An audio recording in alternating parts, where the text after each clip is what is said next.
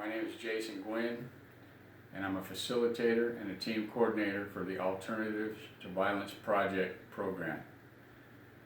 AVP actually saved my life. It was during my first workshop in 2008 when I made a decision that violence was no longer going to be an option for me. I had become a violent, callous, uncaring individual. It was through AVP that I remembered that I had value as a human being, and that allowed me to see the value in others again.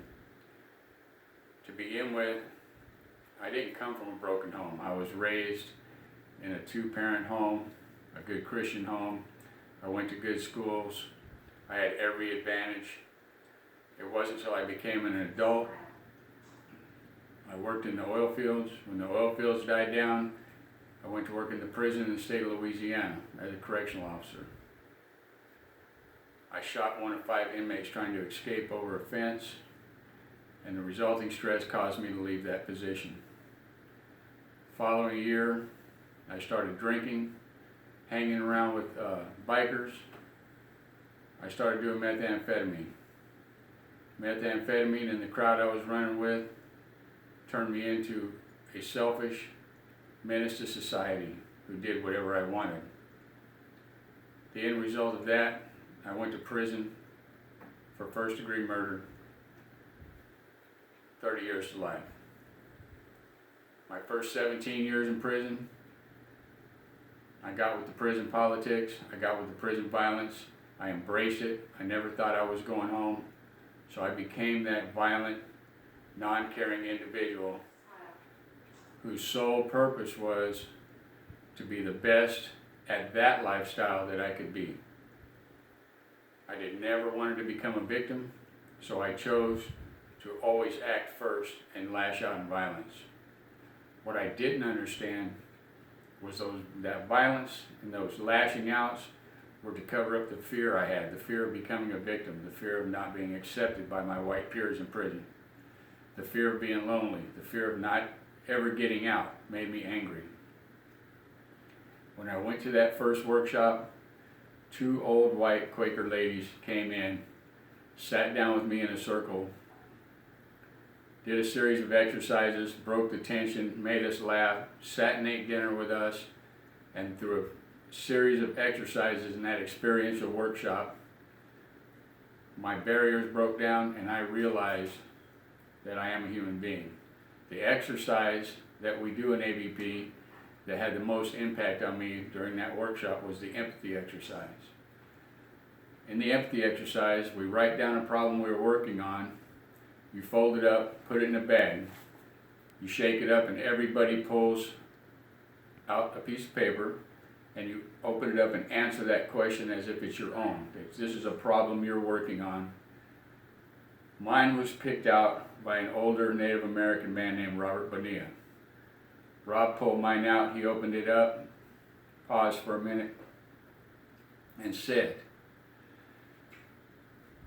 "This problem I'm having is that I feel I'm worthless, I feel that I'm no good, I feel that I'm not useful." And he goes, "This being my problem, I want to say that when I strip away all my tattoos, when I strip away my life sentence for murder, when I strip away all my gang violence, when I strip away all my negative attributes, who am I? I'm a child of the Creator, I'm a son, I'm a brother, I'm a valuable human being." It was in that moment that my life changed. It was in that moment that I made a decision that violence was no longer an option for me in my life. After the end of that workshop, the 2 ladies, Ann Boone and Alice Waco, saw something in me and encouraged me to take over the position of signing people up on the yard. I went on to do an advanced workshop. I helped out at a couple other workshops. Then I took my training for facilitators workshop and became a full-fledged facilitator after apprentice facilitating. I continued to facilitate workshops at High Desert State Prison When they transferred me to Ironwood, I helped initiate the AVP program on a facility at Ironwood, and I saw a cultural, tonal, behavioral change on that facility in the 2 years that we had AVP there. I was then transferred to Calipatria State Prison D facility, and once I got there, it took us a while to talk the administration into accepting and asking for AVP. Once we got AVP started, I saw the whole tone and the culture of that yard change. When I was granted parole, found suitable for parole as a lifer, I immediately went to my next AVP meeting, thanked my community, and told them that AVP is the reason that I got a parole date. When I left D-Yard, Calipatria State Prison, there were 10 weekly support groups with 25 men in each group. 8 were in English, 2 were in Spanish. They were holding 2 workshops per month at the same time, rotating in a Spanish workshop as the waiting list grew. I can honestly say that we are now calling Calipatria D facility the Peace Academy. And I say that because that pebble in the pond ripple effect that I've seen on that facility and others has shown me that AVP and its foundation and cornerstone, its mission of nonviolent conflict resolution, compassionate communication, empathy, caring, is what we all want in our hearts. It's what we all were born with. We weren't born criminals. We weren't born violent. We weren't born drug addicts. When I was on Facility D, and then we had interleague sports, tempers would flare. People would start getting agitated because the ball was out.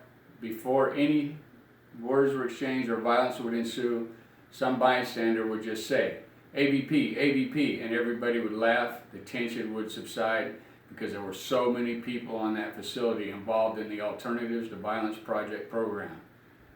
I cannot say enough that AVP saved my life, changed my life, and I have seen it change hundreds of men's lives for the better. Thank you.